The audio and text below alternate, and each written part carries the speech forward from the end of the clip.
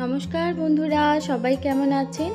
সুমনাস ডায়েরির নতুন একটি ভিডিওতে আপনাদের সকলকে স্বাগত জানাই। আজকে আমি একটু টমেটোর চাটনি বানাচ্ছি, তাই ভাবলাম আপনাদের সঙ্গে একটু রেসিপিটা শেয়ার করি। এটি খুব সহজ একটা রেসিপি আর খুব কম সময় লাগে আর খেতে দুর্দান্ত লাগে। আমি আজকে টমেটোর পরিমাণ নিয়েছি 2 কেজি। কাল সরস্বতী পুজো উপলক্ষে কিছু মানুষকে বাড়িতে নিমন্ত্রণ করা আছে, তাই এতটা পরিমাণ চাটনি বানানো। বাড়িতে খাওয়ার জন্য বানালে আপনারা 500 গ্রাম ওজনের টমেটো নিয়ে বানাতে পারেন, আর বাড়িতে যদি লোক সংখ্যা বেশি থাকে তাহলে আপনারা 1 কেজি ওজনের টমেটো নিয়ে বানাতে পারেন চাটনিটা। আমি চাটনিটা বানানোর জন্য টমেটোগুলো কেটে নিচ্ছি। এবার গ্যাসের ফ্লেমটা অন করলাম। আমি আজকে কড়াইতে করছি। কড়াইতে জল আছে বলে গ্যাসের ফ্লেমটা বাড়িয়ে নিয়ে জলটা শুকিয়ে নিচ্ছি। আর আজকে এটা সর্ষের তেল দিয়ে করব। সর্ষের তেল দিয়ে করলে চাটনির টেস্টটা একটু অন্যরকম লাগে।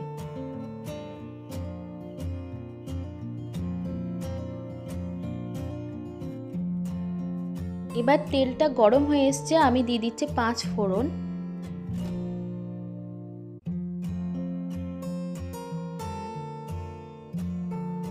পাঁচ ফোড়নটা আমি একটু ভেজে নিচ্ছি। 2টো শুকনো লঙ্কা দিয়ে দিলাম আর সঙ্গে 2টো তেজপাতা দিয়ে দিচ্ছি। মশলাগুলো অল্প নাড়াচাড়া করে নিয়ে আমি টমেটোগুলো দিয়ে দিচ্ছি। টমেটোর যে রসটা ছিল সেটাও এবার আমি টমেটোর মধ্যে দিয়ে দেব।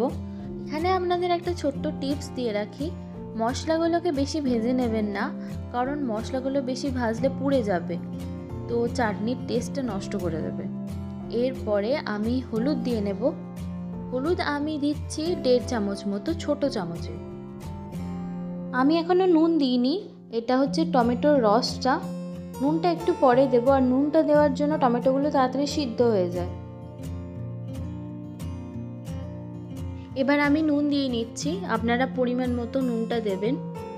আর 2টো শুকনো লঙ্কা আগে দেওয়া ছিল, আমি 2টো কাঁচা লঙ্কা আরও অ্যাড করছি। আপনারা খুব বেশি যদি ঝাল না চান তাহলে লঙ্কার পরিমাণটা কমিয়ে দেবেন। আর আমার তো অনেকটা চাটনি, সেই জন্য আমি 2টো কাঁচা লঙ্কা দিলাম। নুনটা দেওয়ার পর টমেটোটা আরও সিদ্ধ হবে। সিদ্ধ হয়ে গেলে জলটা যখন দেখবেন শুকিয়ে যাচ্ছে তখন আপনারা চিনিটা ব্যবহার করবেন। আমি 2 কেজি টমেটোর জন্য 450 থেকে 500 গ্রাম চিনি ব্যবহার করেছি। আপনারা চিনিটা বাড়িয়েও দিতে পারেন বা কমিয়েও দিতে পারেন, যেরকম মিষ্টি আপনাদের পছন্দ সেই অনুযায়ী আপনারা চিনিটা দেবেন। চিনিটা দেওয়ার পর টমেটোর চাটনিটা আবার পাতলা হয়ে যাবে। আমি 450 গ্রাম চিনিটা একবারই ব্যবহার করিনি, আমি 200 গ্রাম করে ইউজ করেছি। চিনিটা দেওয়ার পরে চাটনিটা যখন তরল হবে তখন গ্যাসের ফ্লেমটা বাড়িয়ে আবার ওটাকে পুরো করে নেবেন। আর চেক করে নেবেন চাটনিটাতে কাঁচা গন্ধ আছে কি না, তাহলে আরেকটু বেশি করে ফোটাবেন। আর চেক করে নেবেন টমেটোগুলো ভালো করে সিদ্ধ হয়েছে কিনা। আমি খেজুরটা আগে থেকে কেটে নিলাম, খেজুরের বীজটাকে ফেলে দিয়েছি। আর এখানে আমি কাজু বাদাম নিয়ে নিচ্ছি। কাজু বাদামটা আমি ভিজিয়ে রাখিনি আগে থেকে, এটা শুকনো কাজু বাদাম। দেখুন চাটনির রেসিপিটা আপনাদের সঙ্গে শেয়ার করতে করতে আমার অলমোস্ট চাটনিটা রেডি হয়ে গেছে। আমি গ্যাসের ফ্লেমটা বাড়িয়ে আরও চাটনিটা একটু ফুটিয়ে নিচ্ছি গাঢ়ত্ব বেশি করার জন্য।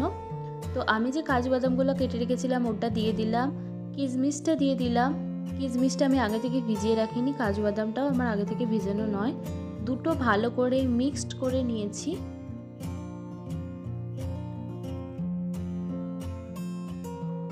আমার যে আগে থেকে রেডি করা ছিল খেজুরটা, সেই খেজুরটা এবার দিয়ে দিলাম। তো চাটনিটা তো অলমোস্ট শেষের পথে। আমার কিশমিশটা একটু কম লাগছিল বলে আমি আবার অ্যাড করছি কিছুটা কিশমিশ। তো ভালো করে মিক্সড করে নিচ্ছি, আর একটু গাঢ়ত্ব করছি। এইভাবে আপনারা চাটনিটা বাড়িতে বানিয়ে দেখবেন, খেতে দুর্দান্ত হয়। আর আমাকে কমেন্ট করে জানাবেন আপনাদের চাটনিটা কেমন হচ্ছে।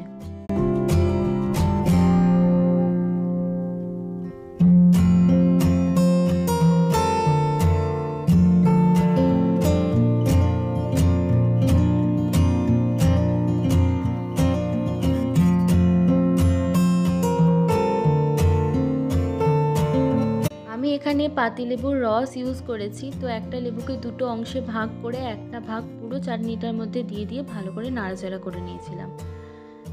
রেসিপিটা কেমন লাগলো আপনাদের আমাকে অবশ্যই জানাবেন কমেন্টের মাধ্যমে।